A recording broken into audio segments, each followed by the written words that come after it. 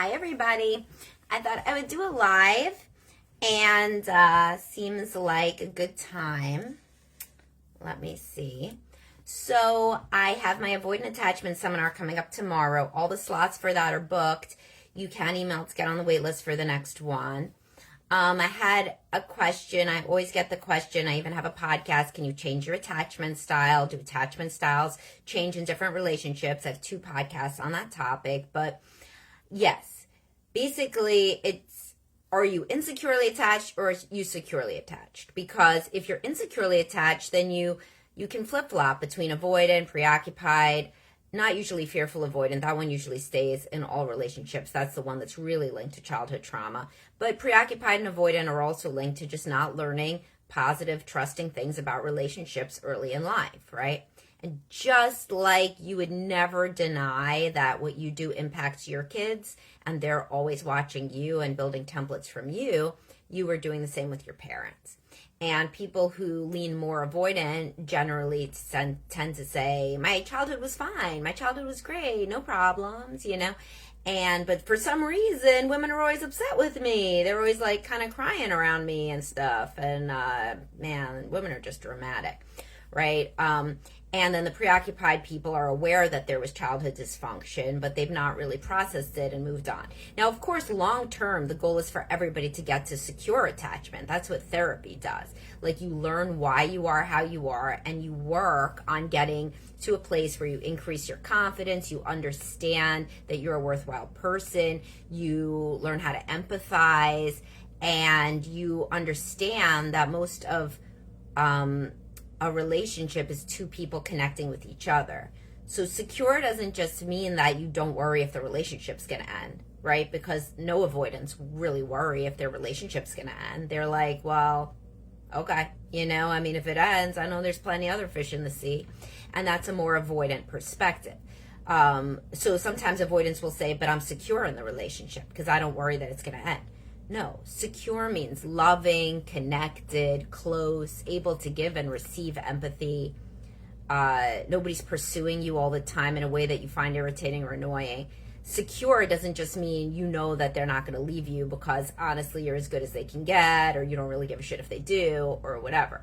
So that's not secure. Plenty of avoidants feel definitely like they would be fine if the relationship ended, possibly even better if the relationship ended. But that doesn't mean that they have secure attachment.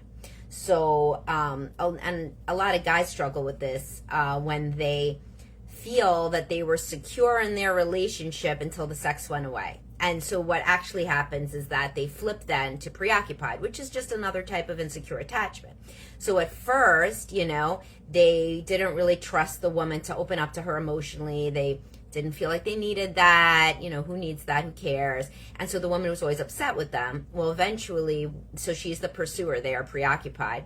Then eventually her drive goes away, especially because she feels like, why am I banging my head against the wall with this guy? He doesn't empathize with me. He's not here for me in any real way. And so why should I have sex with him, right? And so at that point, the avoidant guy, whose only way of really connecting, which was not really sufficient for the woman, was sex. It wasn't closeness, it wasn't emotionality, it wasn't vulnerability. So when the sex goes away, then that guy often switches over to preoccupied. And he says, why? This can't relate to my childhood because look, I was different way each time. No, it does. Everything relates to your childhood, same as it does for your kids. What you do with your kids right now is going to predict how they act in intimate relationships later on. And so what you learned, whether you're preoccupied or avoidant or certainly fearful avoidant, is that relationships aren't safe. Sometimes a parent wasn't there for you. Sometimes a parent was too there for you. So they were like always up your ass, micromanaging you. It was all about the parent. So you learned, listen, and that's not the parent's fault. The parent probably got parented worse than that, right? And so you learn that relationships are not warm and they are not close and there's no give and take of vulnerability. So in a securely attached relationship, when, like, for example, if the wife doesn't want to have sex, the guy has good self-esteem internally and he loves her and he wants to connect with her. So he wants sex, but he also loves his wife. And that's really important. And so he might think to himself things that have to do with her, like getting into her perspective. Man, is she stressed out? Is she depressed? Is she going through menopause? Like, what's going on with her? I love her. I want to be there for her. Yeah, I'd like to have sex, but the most important thing, obviously, is that I show my wife that I love her. Just same as a securely attached woman, if the guy pulls away, she doesn't like pursue him and like, scream at him and yell at him. She thinks, oh, maybe he's going through something, But remember, securely attached people don't end up with insecurely attached people. At the beginning, a securely attached woman would walk away from an avoidant guy. And a securely attached woman or man would also walk away from a preoccupied attachment person who's always following you around, being jealous and clinging and controlling. Because the thing is, the avoidant and the preoccupied people, they both don't trust relationships. So they go about that in different ways, but it's really the same core thing, is that you don't trust relationships. So the avoidant person says, look at me, I don't need any relationships. And the preoccupied person says, I will be able to control everything this person does, and that's the only way I can get them to love me, is if I'm completely in charge of controlling everything about them, because, again, I don't trust relationships. Because I learned that in my childhood. So the only way that I could do it as the preoccupied person is to control and cling and pout and sulk and demand that they do this or that, or demand that they read endless books on therapy or whatever. And the avoidant person says, I don't need this shit, I'm going to CrossFit, right? So because they think any relationship is going to be bad, because all the people that they've ever attracted have been the same type, right? Which reminds them of home. To feel uncomfortable in a relationship is very familiar for both of these people. And fearful avoidant tend to find each other, and they alternate with chaos and fighting and silent treatment, and just like that's more volatile because you grew up in an abusive or neglectful home. All right, so hopefully that was a useful overview. If anybody has any questions, I'm here to take any questions on attachment. Make sure that you do not do that. Oh, and then of course over time, as I said already, but in case anybody's joining late, the goal is not to just remain insecurely attached and just vacillate in relationship or in stage of relationship from one to the other. The goal is to get to a securely attached relationship. But even more than that, it's to grow in your own self-esteem and your own security, your secure attachment kind of internally.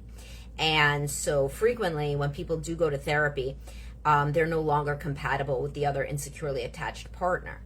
So like the partner will be jealous or clingy, or they'll be distant and removed. And either way, a person who's learning more about healthy relationships is like, oh, that's all really dysfunctional.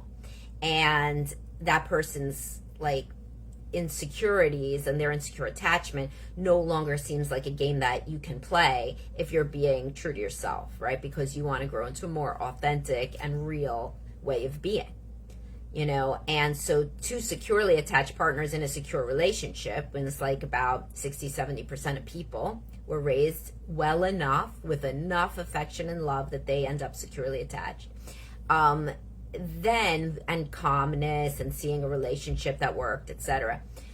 So those people, they can weather ups and downs and sex drive, ups and downs and emotional closeness, lots of medical issues, problems with children, all these different stressors, because they don't blame the other person, they're not codependent with the other person, and they're not pathologically independent. So they have empathy and grace for their partner, and then that's usually given back, right? If somebody gives you empathy and grace, you want to give them back empathy and grace. Adolfo says, do I do private therapy sessions? Yes, of course. You think I just sit here and talk on this thing all day? I see. I'm actually going into session soon. But yes, I do therapy. I do coaching. Reach out to info@bestlifebehavioralhealth.com. I also have 9 people who work for me, therapists and coaches. They're great. I just hired another one, literally. I have not even put out her info yet, but you heard it here first. She works in Illinois, North Carolina, South Carolina, and Kansas, and she does coaching, relationship coaching, couples. She's great. Paula Pate. I'm going to be showing that later, but you heard it here first. We do not accept insurance. We're out of network, but we provide a super bill, which you can submit if you have out of network benefits, Adolfo. And coaching, which is honestly equally as good for most relationship issues in my experience, which is why I hired coaches. That is not applicable. You cannot use an HSA or submit that for reimbursement, because coaching, you don't get a diagnosis and it's not considered health care. But yeah, you can ask all those questions by emailing info@bestlifebehavioralhealth.com, or Samantha@drpsychmom.com, so you could reach out to work with me or anybody else. And it's really important, honestly, that people do not make these errors in thinking like, oh, like I'm avoidant and I'm going to be avoidant forever, or I'm preoccupied, I'm going to be preoccupied forever. First of all, as I just said, you switch to the different one if something happens frequently, but you don't want that different insecure attachment. You want to get to secure. Therapy helps people almost, I always use the analogy, come out of Plato's cave. When you're insecurely attached, you're like you're in Plato's cave, you think the shadows are reality. You think that this fighting, push, pull, difficult dynamic is what a relationship is supposed to be, and it isn't. And then when you're actually working on yourself and you're seeing the links between how you were raised and what you expect in relationships, etc., you start to be like, oh my God, this was all very dysfunctional and I played my part and I want to be in a healthy relationship. So that's when couples counseling can come in. So often one person does individual and then the couple starts couples, because the avoidant, let's say, is working on himself, or the preoccupied working on herself or himself, whatever, and then the relationship is no longer sustainable the way that it is. It starts to seem too dysfunctional. So then the person moves over with the spouse to couples counseling. And then a lot of the time, the spouse will, then a lot of the time the spouse will start their own individual therapy, because they're a little late to the party, right? Because their spouse already changed. And so they're trying to do the same push-pull, the same like passive-aggressive remark or silent treatment, or like leave hints that the other person doesn't know, or actively insult or yell or scream, and the other person's not doing it. They're not taking the bait. And that's when the relationship really is at risk. You know, it was never a happy relationship with insecurely attached people. It can seem that way when you're younger, you got more shit going on, but there's always these elephant in the room of we don't actually deeply connect. I don't think we empathize with each other fully. It's different than lack of attraction. You can be very attracted to somebody and be in an insecurely attached relationship, right? But what you know in your heart is, oh, I don't really, this relationship, I would not want somebody to see a videotape of this damn relationship. That's what you feel. That's the elephant in the room. This crazy stuff, these fights that we have, these silences, the fact that I don't really think she is that into me, like I always feel like I'm annoying them, or I am the one who's always trying to get away, like whatever your role is, that's the elephant in the room. So securely attached couples don't have an elephant in the room. Their fights, when they fight, or their arguments, or their discussions, or their anything, their cuddling at night, or their talks, or their walks, any of that shit could be videotaped. If you ever need a way to think, is this relationship really functional? Think about whether you would feel comfortable with somebody at your work or one of your kids' friends' parents seeing a videotape of like a full week of your relationship. Or would you be uncomfortable and embarrassed, you know? Because that's kind of like a little way to see, to normalize, fact check, like, is this relationship comfortable or not? Healthy or not, rather.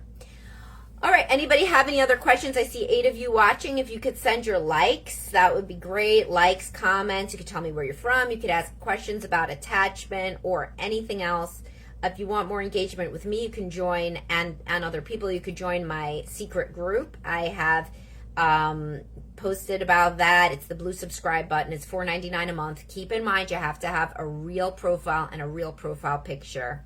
And it's for actual engagement between human beings. So it can't be a burner account or anything like that, or no profile picture. It has to be people looking, talking kind of as face-to-face as you can. Not a therapy group, it's a peer group. Rob says, question regarding boundary setting versus manipulation.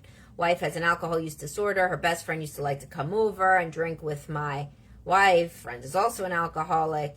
It's a friend. Friend's not the problem, man. Your wife's an alcoholic. I don't even have to read the rest of this. Your wife is an alcoholic. That's the problem. This stuff with the friend is a distraction. We're using a violin on the deck of the Titanic while it sinks. Your wife is the Titanic. The relationship is the Titanic. The friend is the violin. But I'll continue reading. Friend would get drunk and drive home. I've put a boundary in place that if friend comes over and drinks, she needs a sober ride home, or I will call cops on her for drunk driving. My wife, this friend is, forget this friend. Friend is over. You need to get your wife in, like, let her do her friend, not do her friend. You and your wife are the people who shouldn't be in the same house. Your wife has an alcohol use problem, right? You are enabling her. You're using friend here as a scapegoat. You can't assert anything. You feel that you can't make your wife stop drinking, and you may be right. So instead, you're trying. The friend is just like a proxy variable. She's like a straw man. This friend. It's like the friend is not the issue. I hope you don't have kids in this environment. If you do, then you have all of the. You gotta really use that. You gotta say, I do not want our children around this. You got to get into treatment. You got to get into treatment. You're an alcoholic. A lot of people won't use that word. You know. They won't. They'll say, oh, you drink a little too much. And then the next day they ignore the hangover. Maybe they make a couple pointed jabs. Some guys honestly even let it go because it's the only time when they get laid. And I have a podcast about that. Do you ignore your wife's drinking because it's the only time you get laid? But if your wife has an alcohol use disorder, you need to be in therapy, discussing with your therapist what to do about it, when to get out of it, how to set boundaries. The friend is a non-thing. The friend is just what you are. You're trying to control something in this situation, and the friend is not where it's at. But you know, it's a good question, very representative for a lot of people. Maybe somebody can have an epiphany. Wow, is what I'm really mad about what I'm really mad about, or am I mad about the dysfunction in my actual partner? I always say that about in-laws.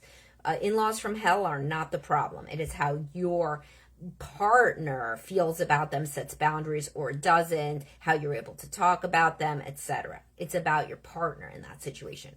It's about your partner here, Rob. It's not about this friend. All right, any other questions? It's way better when y'all interact and ask questions. That's so much more fun. And as I was saying before this question, which was a good question, again, if you don't want to ask questions publicly, but you cannot or do not want to do a session individually, I don't direct message, but you can certainly join the secret group and post a thread about it. And as I just said, that's for, you know, people with their main profile picture. It's a private group, so nobody except the people in the group can see things that you post. But it can't be a burner account because people are actually sharing their stuff. So we want to promote a spirit of genuine and authentic engagement and interaction. The same reason why I never had the anonymous posting feature, and a lot of the groups that I'm in are turning it off. Because people will say anything when they're anonymous. They will be rude, they will be harassing, etc. But when you see their face, even just a picture of their face, they act different. It's psychology, you know. Anthony says, what about when two long-term married has very opposite thoughts on money and such?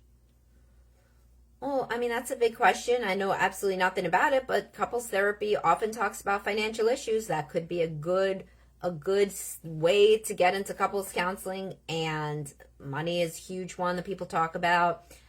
In-laws for younger people, parenting and adult children for older people, sex, obviously.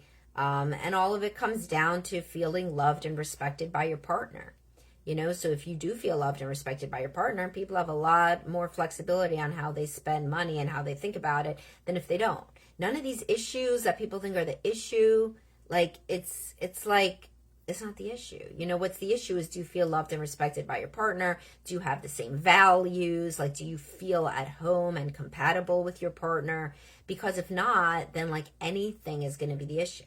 Like that meme, like, look at that bitch eating crackers like she owns the place. I love that meme because it's classic. If you don't like somebody, if you don't feel loved by them, respected, if you don't love and respect them, anything they do, including eating crackers, is going to annoy you and make you think of them worse, right?